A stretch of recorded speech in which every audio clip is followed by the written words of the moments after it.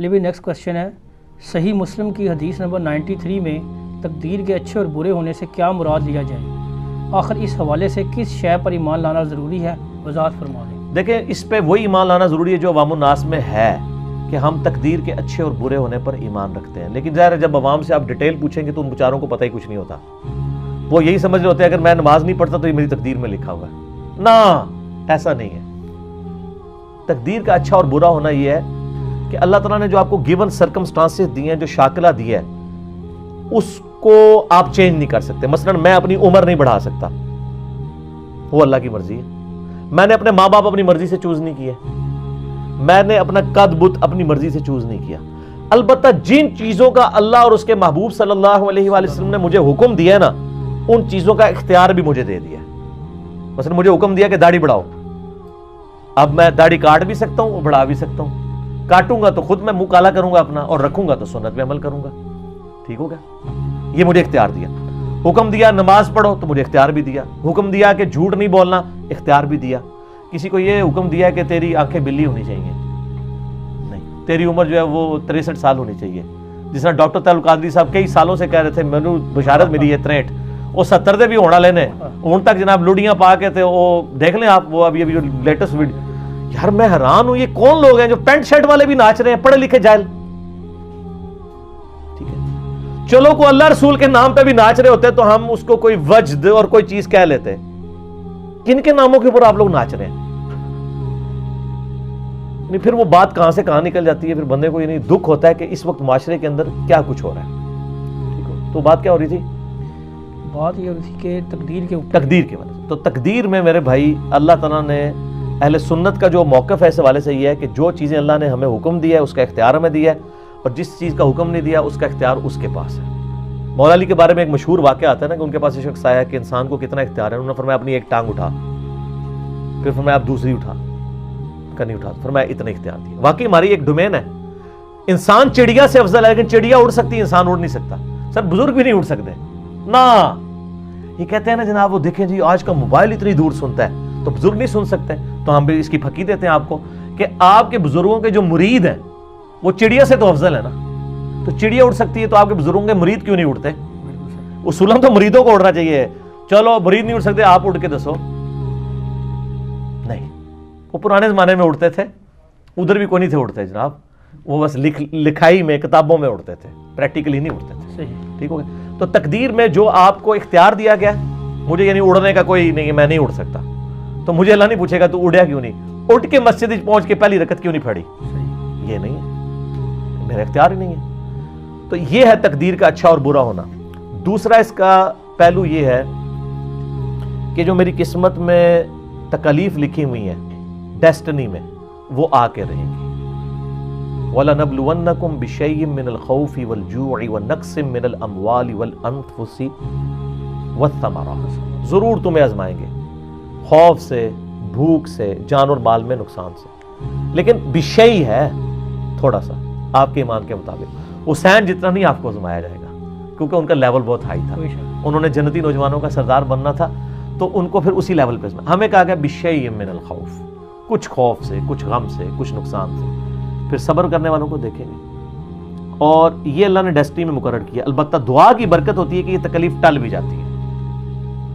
وہ حدیث ہے نا مسند احمد میں اور ترمذی میں کہ دعا مسلمان کی رائے گاہ نہیں جاتی، یا تو جو کچھ مانگا وہ مل جاتا ہے، یا اس کے بدلے کوئی تکلیف کاٹ دی جاتی، ختم کر دی جاتی ہے، یا وہ پھر قیامت والے دن ثواب کے طور پہ سنبھال دی جاتی ہے۔ صحیح، بخاری مسلم میں حدیث ہے جس کی یہ خواہش ہو کہ اس کی عمر دراز ہو تو وہ اپنے رشتہ داروں کے ساتھ حسن سلوک کرے، اس کی عمر بھی دراز ہوگی اور اس کے رزق میں بھی فراخی آئے گی۔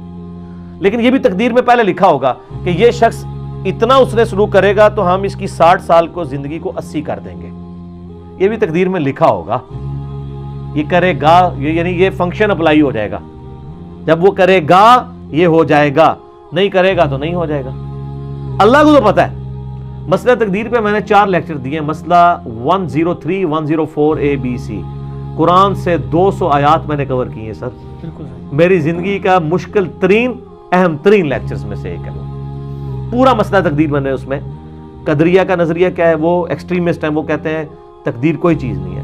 جبریہ کہتے ہیں کہ ہر چیز تقدیر کے ہے، ہم اپنی مرضی سے نماز بھی نہیں پڑھ سکتے۔ اہل سنت کا منہج یہ ہے کہ کچھ چیزیں تقدیر سے ہیں، کچھ جو ہے وہ اللہ تعالیٰ نے ہم پر امپوز کی ہوئی ہیں، لیکن امپوز کا مطلب ہے کہ ہم انہی گیون سرکمسٹانسز کے اندر ہم نے بیسٹ پرفارم کرنا ہے، اور تکلیف جو ہے وہ تقدیر میں لکھی ہیں، وہ آنی ہے، ٹل بھی سکتی ہیں دعا سے، پھر بھی کچھ نہ کچھ تو آزمائش آنی ہے۔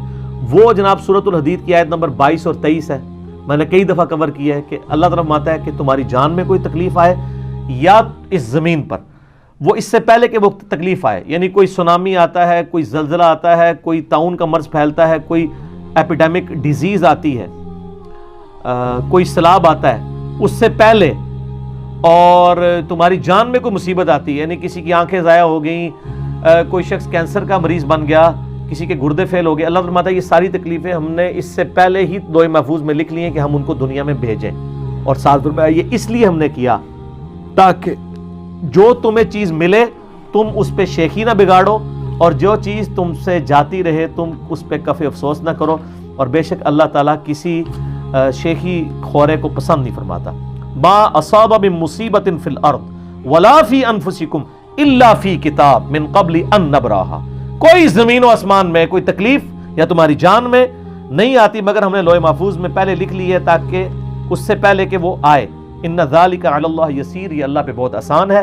لکی لا، یہ اس لیے تھا، لا تأسوا علی ما فاتکم، تم مت افسوس کرو جو تم سے فوت ہو جائے، جاتا رہے، ولا تفرحوا، اور مت شیخی بگاڑو، بما آتاکم، اس پہ جو تمہیں اللہ دے، واللہ لا يحب کل مختال فخور، اللہ تعالیٰ کو شیخی بگاڑنے والے پسند نہیں ہے۔ تو آج پریکٹیکلی تقدیر کے منکر اس وقت دنیا میں کوئی نہیں ہے مسلمانوں کے ہاں۔ پہلے ایک گروہ رہا ہے، ابو داؤد میں حدیث ہے، نبی علیہ السلام نے فرمایا قدریہ میری امت کے مجوسی ہیں، یہ بیمار ہو جائیں ان کی عادت نہ کرو، مر جائیں ان کا جنازہ نہ پڑھو۔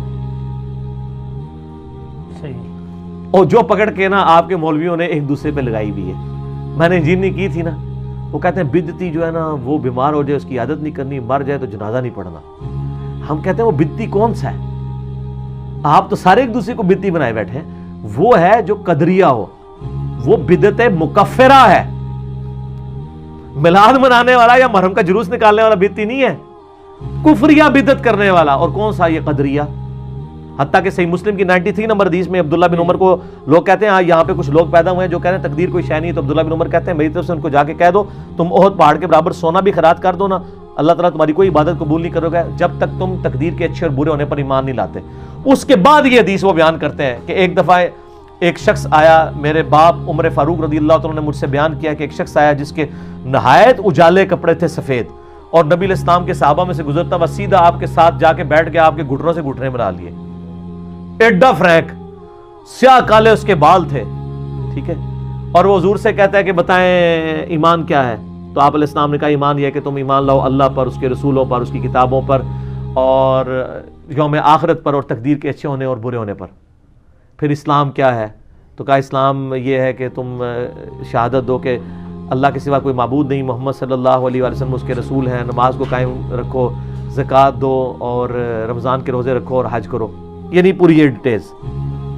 تو وہ حدیث عبداللہ بن عمر نے حدیث جبریل اسے کہتے ہیں، کیونکہ جب وہ چلا گیا ساتھی وہ جو آیا تھا تو صحابہ کہتے ہیں ہم نے پوچھا یہ کون تھا؟ فرمایا جبرائیل تھے، انسانی شکل میں تمہیں دین سکھانے آئے تھے، کیونکہ تم حضور سے سوال نہیں کرتے ہو نا، تو یہ بتانے آئے تھے کہ دین سیکھو، پوچھنے سے علم بڑھتا ہے، پوچھنے سے گستاخی نہیں ہوتی ہے، علم بڑھتا ہے۔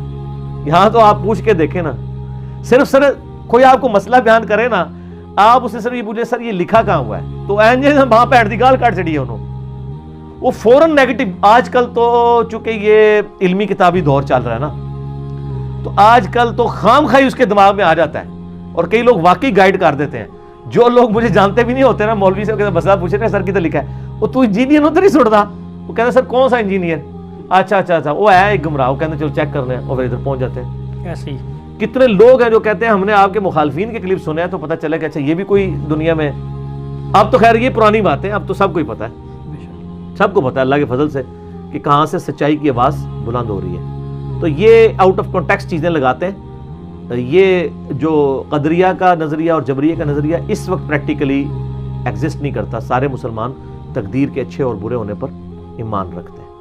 اس کا قطعاً یہ مقصد نہیں کوئی شخص کہ میری قسمت میں نہیں لکھا تھا میں نماز پڑھوں، نہ، یہ تو آپ پتہ نہیں کتنا بڑا بلیم اللہ کے اوپر لگا رہے ہیں۔ البتہ اگر کسی شخص سے کوئی گناہ سرزد ہو گیا، سرزد ہونے کے بعد وہ یہ کہہ سکتا ہے کہ میری قسمت میں لکھا تھا، کیونکہ وہ اسٹیبلش ہو گیا نا.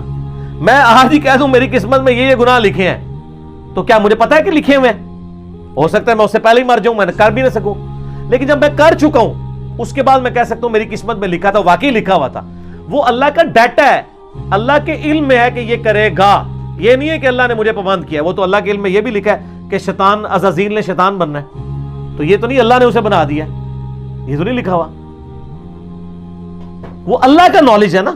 جیسے ایک نالائق جو اسٹوڈنٹ ہے، اس کو ٹیچر سال کے اینڈ پہ کہے کہ پتر تو فیل ہو جانا ہے، اور فیل ہو جا کے دیکھا جی مجھے استاد نے فیل کرا دیا کیونکہ اس نے مجھے کہا تھا. وہ اس کے کرتوت نظر آ رہے ہیں نا کہ اس کا فیل ہو جانا ہے. دنیا میں بھی ایک ٹیچر کی اسیسمنٹ ہے، اور اللہ کی تو جو اس طرح کی اسیسمنٹ ہے وہ تو کامل ہے. اللہ تو عالم الغیب ہے نا. تو اللہ نے اپنے علم سے پہلے وہ چیزیں لکھ لی ہیں، ہمیں اس کا لکھا ہوا پابند نہیں کیا. اور اگر اس کا پابند کیا ہے تو سر یہ بڑا خطرناک مسئلہ ہے. پھر تو رسولوں کا مقدمہ ہی ختم ہو جائے گا. پھر دنیا میں رسول کیوں آئے ہیں؟ تو قرآن کہتا ہے کہ انا ہدیناہ السبیل، ہم نے ہدایت کا راستہ واضح کیا ہے، اما شاکرا و اما کفورا. تمہاری مرضی ہے، چاہے شکر گزاری کی روش اختیار کرو، خواہ ناشکری کی، اختیار دے دی ہے. لیکن شکر گزاری کی روش کے لیے ہم نے زبردستی کوئی نہیں کرنی. سورۃ العنکبوت کی آخری آیت ہے والذین جاہدوا فینا لنہدینہم سبلنا. جو لوگ ہماری راہ میں کوشش کریں گے ہم ان کے لیے ہدایت کی راہیں کھول دیں گے، وہ پھر ہمارے تک پہنچ جائیں گے. کوشش شرط ہے، زبردستی نہیں ہوگی. ٹھیک ہے، جزاکم اللہ.